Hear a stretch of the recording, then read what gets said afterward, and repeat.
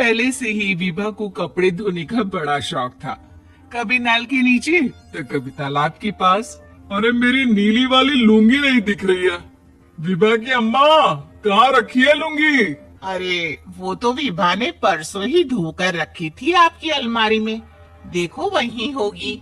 वो ना मैंने आज धो दी, मुझे लगा कि गंदी हो गई होगी। अरे कैसे गंदी हो गई थी, उसे तो मैंने पहना भी नहीं।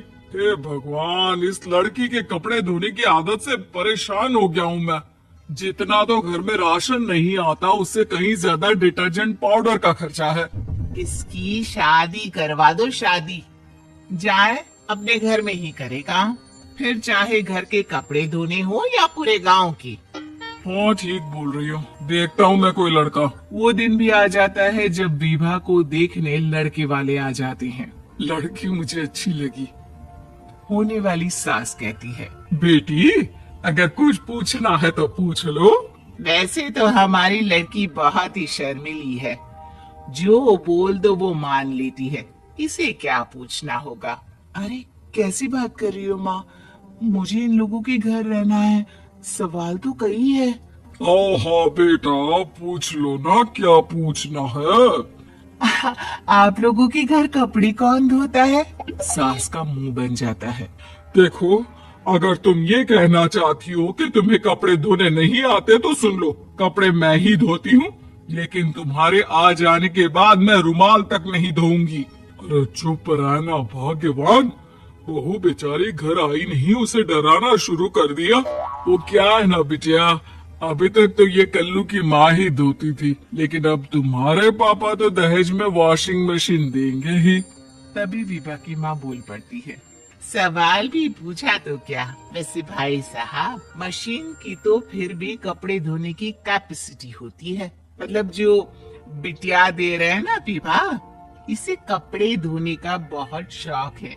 ये आप लोगों के क्या, आस पड़ोस गांव मोहल्ले सबके कपड़े धो दे और उफ तक ना करे।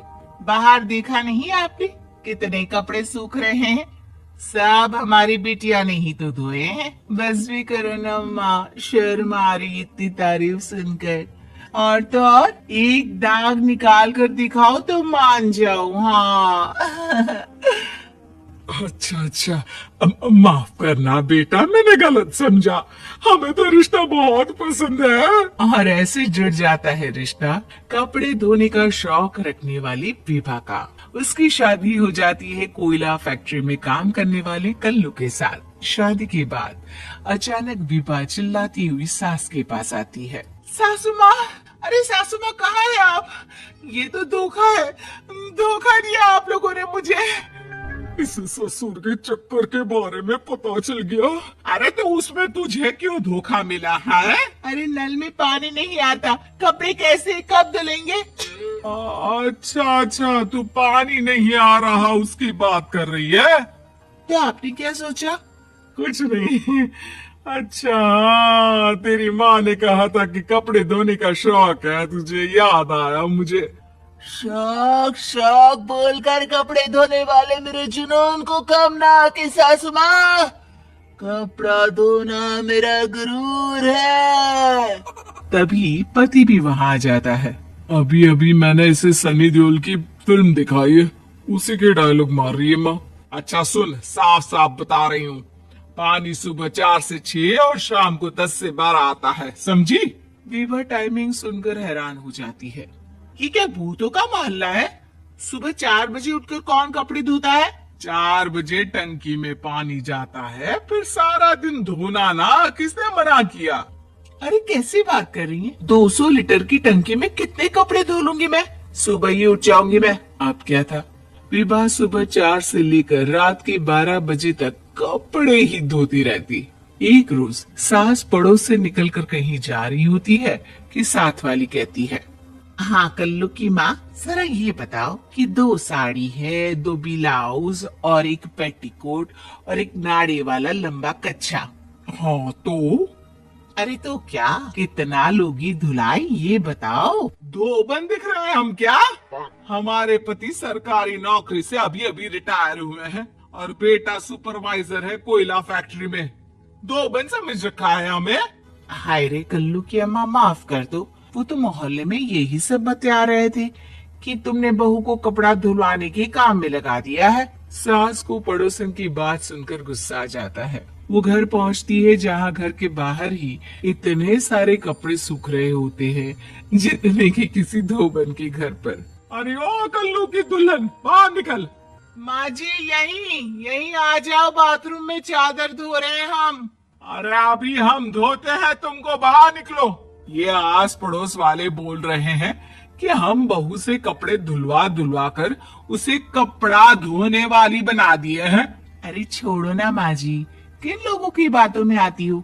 आस पास के लोगों का तो काम ही होता है कि वो किसी तरह सास बहू को लड़ा दे।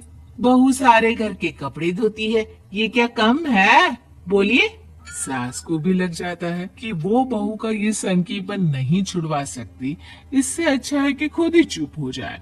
एक रोज सास और बहू मंदिर जाते हैं जहाँ सास की साड़ी वहाँ खड़ी भीख मांगने वाली से मिलती है। माँ जी क्या बात है, आपकी साड़ी उस भिखारन से कितनी मिल रही है ना? हाँ देखो तो दोनों की साड़ी मिल रही है। क्या बात है कल्लू की अम्मा, तुम खुद को तो अफसर की बीवी बताती हो और ऐसी सिंपल सी प्लेन साड़ी पहनकर घूमती हो। सिंपल और प्लेन नहीं है ये साड़ी। तो क्या सोने के धागे से फूल बने हैं? कुछ भी सासू माँ, कुछ भी। हाँ बने थे इस साड़ी में सोने के धागे से फूल। मेरे पति लेकर आए थे मद्रास से स्पेशली मेरे लिए 10,000 की। ताहे भाई साहब इस भिखारन के लिए भी सेम टू सेम साड़ी लेकर आए होंगे 10,000 की। सास उस वक्त तो कुछ नहीं कहती, लेकिन बहू के साथ घर आती है और अलमारी से एल्बम निकाल कर लाती है। ये साड़ी देख रही है, ये वही साड़ी है जिसे मैंने अभी पहना था।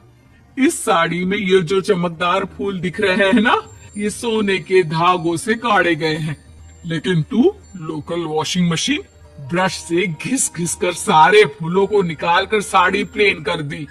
मुझे माफ कर दीजिए सासू माँ। और तो और, जब मैंने तुझे तेरी गलती के लिए कुछ नहीं कहा, लेकिन तूने तो सबके सामने मेरा मजाक ही बना दिया। क्यों? बहू को समझ में आ जाता है कि अब से उसका कपड़े धोना